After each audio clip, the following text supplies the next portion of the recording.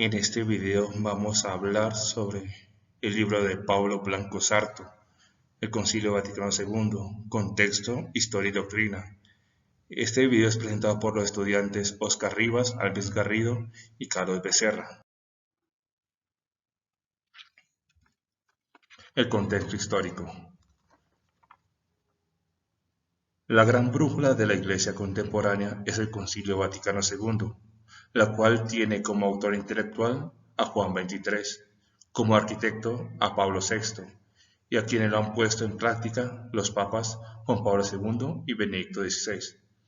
Ella tiene cuatro grandes engranajes principales, que son la Sacrosanctum Concilium, la Dei Verbum, la Lumen Gentium y la Gaudium Spes, y 12 partes que contemplan toda la estructura, que son los decretos. Los temas que atraviesan los documentos son tres: la antropología, la eclesiología y la cristología, teniendo a Cristo como centro, y con los cuales se busca dar respuesta a las situaciones que afronta la sociedad y la Iglesia en el momento histórico en que se encuentra.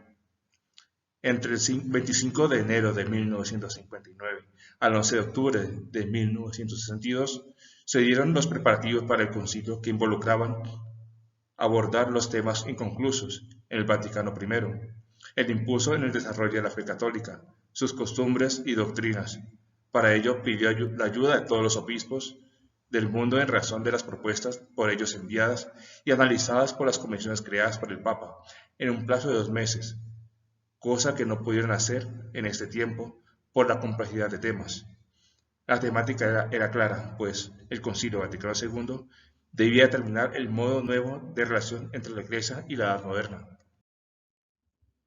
El redescubrimiento de la Iglesia, de la liturgia y de los sacramentos va a ser el comienzo de la teología del siglo XX y el inicio del Vaticano II, junto con los otros movimientos como el bíblico, el ecuménico, los escritos de los Santos Padres, junto con una fuerte religiosidad mariana, que fue lo que va a marcar el concilio. En la parte eclesiológica aparecieron las ideas de propuestas por Pío XII en la Mystici Corporis Christi. El concilio pretendía hacer una vuelta a las fuentes, a la escritura, a los padres, a la liturgia.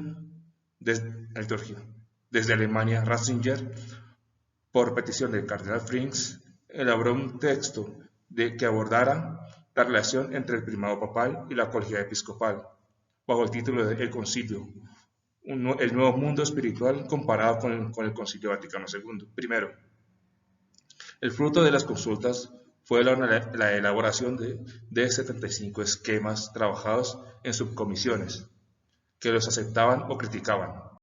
Algunos teólogos catalogaron estos esquemas como superficiales y poco rigor teológico, bíblico y litúrgico. Historia. El Concilio Vaticano II constó de 4 periodos conciliares entre los años 1962 y 1965. Primera sesión. Renovación eclesial. Año 1962.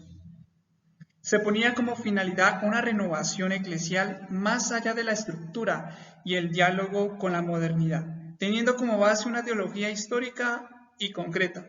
Los debates en torno a los esquemas terminaron por elaborar los decretos que serían promulgados y aceptados por el Papa. Los medios de comunicación comunicaban lo sucedido, pero a veces lo hacían erróneamente. En esta sesión, 5 esquemas fueron analizados: el de la liturgia, de la revelación, del ecumenismo, de la Iglesia y el de los medios de comunicación. En cuanto a los 2 primeros, teniendo en claro que archonamiento significaba reforma y renovación, se buscaba abordar el corazón de la teología, Dios y su adoración en el culto litúrgico del misterio pascual, en la vernácula de cada país.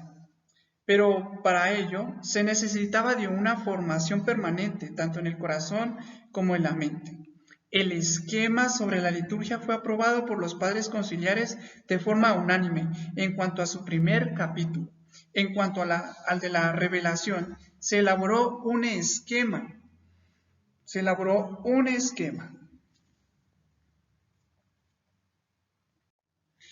Un esquema alternativo, pues el primero no abordaba ni el magisterio o la tradición, y se propusieron otros esquemas alternativos. De ellas salieron dos propuestas: la escritura y la tradición como fuentes de la revelación, y la que proponía que estas dos se fundamentaban en la revelación. Para solucionar ello, Fincis afirmó que tanto la escritura como la tradición son una misma fuente de revelación, en donde las dos se unen íntimamente. El título de este esquema sería sobre la divina revelación. Segunda sesión. Fallece el Papa Juan XXIII el 6 de 1963 y es electo el cardenal Montini como Pablo VI. Esta se desarrolla entre el 29 de septiembre al 4 de diciembre de 1963 y en ella participaron observadores externos y 9 invitados pertenecientes a 22 iglesias y comunidades cristianas, además de la participación que por primera vez se hacía de 13 laicos. Tercera sesión, 1964, que inició entre el 14 y 21 de noviembre. Fue como la más densa y constructiva, decisiva y fecunda del concilio por su altura y libertad en los debates. Además, que los temas estaban bien delimitados, tales como la revelación, la iglesia, el ecumenismo, los obispos, los laicos y la relación de la iglesia con el mundo moderno. Y añade la presencia de no católicos en la sesión. Permitió que los textos conciliares se revisaran con mayor precisión. El tema tratado del primero fue el de la libertad religiosa, pues la doctrina de la tolerancia religiosa debía cambiarse. Durante esta sesión se propone la libertad religiosa como derecho humano, el cual debe ser respetada por los poderes públicos y los países comunistas, pues está intrínsecamente unida al de la persona y de la sociedad. En la cuarta sesión, 1965, se desarrolla entre el 14 de septiembre hasta el 8 de diciembre. Aquí se aprobarían los siguientes documentos sobre los obispos religiosos, formación sacerdotal, educación y religiones no cristianas, y el motu proprio, apostólica solicitud. El documento sobre las misiones debería tener una fuerte base bíblica, en donde se resalta que la misión parte de las dos misiones trinitarias, del mandato del Hijo a los apóstoles, que se hace por medio de la Iglesia.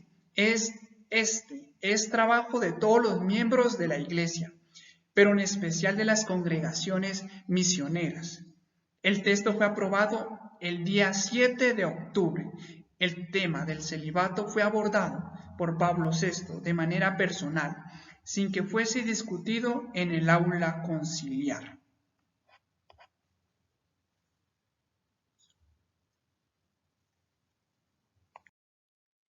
Desarrollo doctrinal del Concilio Vaticano II.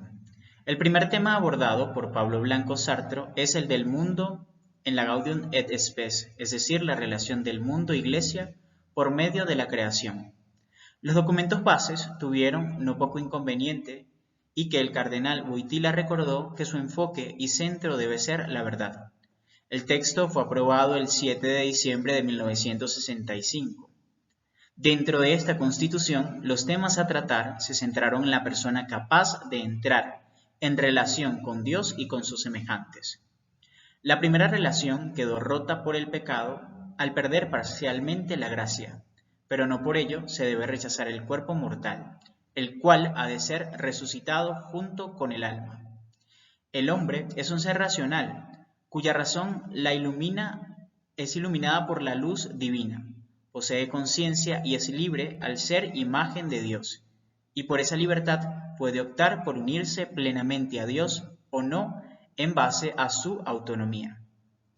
El personalismo creyente busca esa libertad, pero son desligarse de Dios, de Cristo, referente para el diálogo entre la Iglesia y los hombres, sean creyentes o no, y para entender el misterio del hombre.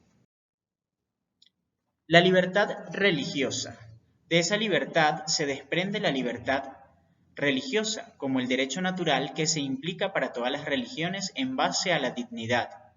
La Declaración Dignitatis Humanae del hombre, la libertad religiosa, fue exigida por una gran parte de los obispos de los países comunistas y los de los Estados Unidos. El resultado de ello fue la libertad religiosa no hacía parte exclusivamente de la conciencia subjetiva del ser humano. La libertad es un derecho que debe ser respetado en un caso de apostasía, dimensión individual, y que está unido al derecho de profesarla públicamente, la dimensión colectiva. Además de esta, debe de influir en la sociedad, dimensión asociativa, pero sin violentar la libertad religiosa de cada ser humano. Con nuestra estate se habla de la relación entre los cristianos y las demás religiones, como la judía, la islámica, las asiáticas, los musulmanes, en relación con la paternidad de Dios sobre todas ellas y la no discriminación por motivos religiosos. Siguiendo lo propuesto por el capítulo 2 de la Gaudium et Spes, se reconoce a la persona en su ser racional, de naturaleza social, teniendo como base antropológica enriquecida con la teología y siguiendo el ejemplo de Cristo. La sociedad cristiana se basa en el amor y la unidad, la independencia entre persona y sociedad, la promoción del bien común, la dignidad e igualdad humana, el respeto y el amor, la justicia social e igualdad social, la superación de la ética individualista, la responsabilidad de todos, participar en la sociedad humana a ejemplo de Cristo. En el capítulo 3 de la Lumen Gentium habla sobre el trabajo y dice que toda la acción debe estar ordenada al logos y el amor originarios, como prolongación de la actividad creadora de Dios, siendo cooperador en la creación y redención, y con ello se identifica con el mismo Cristo.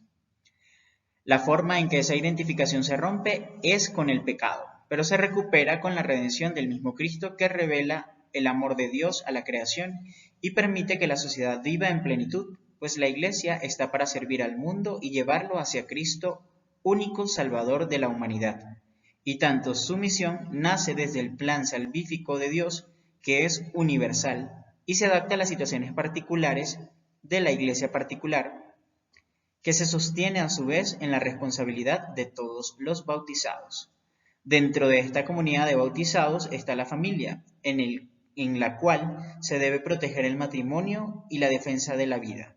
La familia, futuro de la Iglesia y de la sociedad, y para ello la cultura juega un factor importante, a no ser un producto humano, sino que debe humanizar a la vez, debe abrirse a la trascendencia.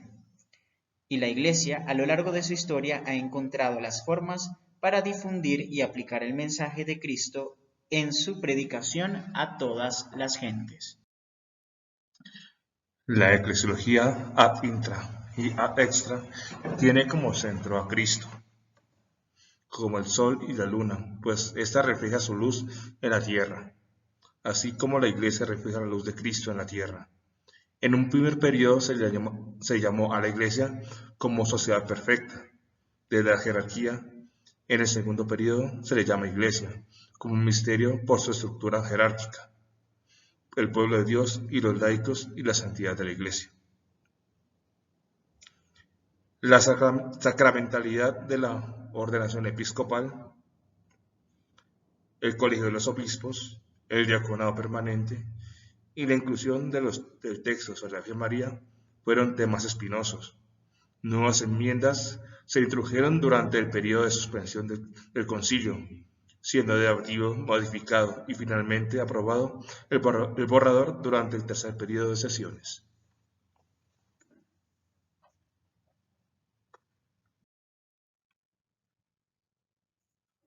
En el Vaticano II se busca restablecer la unidad de los cristianos desde la eclesiología eucarística. Los pastores deben estar en comunión por medio de la de la mediación sacramental que viene del ministerio. Los obispos desde su condición sacerdotal, son los sucesores de los apóstoles. El concilio dedica también un decreto llamado Christus Dominus sobre la función pastoral de los obispos en la Iglesia, en la que la doctrina eclesiológica de la Lumen Gentium se materializa en concreciones prácticas del decreto, donde recibe casi el voto unánime de los padres conciliares y es promulgado el 28 de octubre de 1775. La Constitución dogmática sobre la Iglesia se ocupa también de los diáconos. Tras proponer la restauración de una institución que existía en la Iglesia primitiva y que se había desarrollado sobre todo en Oriente, quien sirve la celebración eucarística de nexo de unión entre el pueblo y el sacerdote, oculto tras el iconostasio. El punto de partida es la igualdad fundamental de todos los fieles por el bautismo, siguiendo la confesión de San Agustín. Para vosotros soy obispo, con vosotros soy cristiano por el bautismo. La Dei Verbum. Dios se hace presente entre los hombres por medio de la palabra y en la revelación. Se aprende de los cristianos orientales su amor a la liturgia, pues en Occidente se ha desarrollado más la atención a la Eucaristía y al estudio bíblico. La Constitución dogmática Dei Verbum sobre la divina revelación fue ampliamente debatida, pero constituye, a decir de Benedicto XVI, poco antes de su renuncia, uno de los más bellos y novedosos textos conciliares del concilio. Tras los caminos abiertos por Trento y el Vaticano I, la Dei Verbum constituye un documento magisterial. Sacrosanctum Concilium. La Constitución sobre la liturgia en la vida de la Iglesia contenía a su vez todo un proyecto de acción pastoral para renovar la vida litúrgica de la Iglesia, y se podría decir que todo lo que iba a decir el concilio estaba ya in nos. Estas aportaciones. Para Ratzinger, la aprobación de la Constitución sobre la Sagrada Liturgia supuso un acontecimiento trascendental al ser ésta el centro de la Iglesia y por tanto el auténtico y único punto de partida de toda la renovación. Coincidía con el tema repetido en el concilio, primero la liturgia.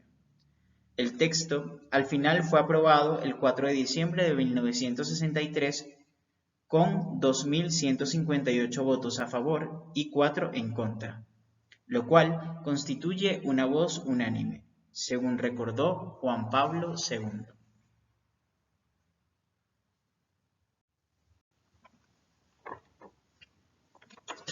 La liturgia de la palabra y la liturgia eucarística están tan íntimamente unidas que constituyen un solo acto de culto. Los sacramentales, como un ícono o el agua bendita, por ejemplo, los hombres se disponen a recibir el efecto principal de los sacramentos y se santifican las diversas circunstancias de la vida. La administración de estos sacramentales nos preparan para entrar en esa vida plenamente sacramental. El oficio divino, en cuanto a oración pública de la Iglesia, es, además, fuente de piedad y alimento de la oración personal. La música sacra será más santa cuando más estrechamente esté ligada con la acción litúrgica.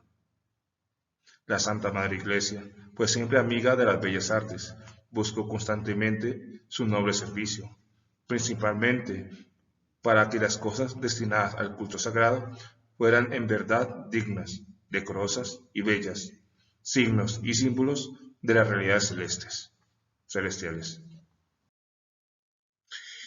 Bibliografía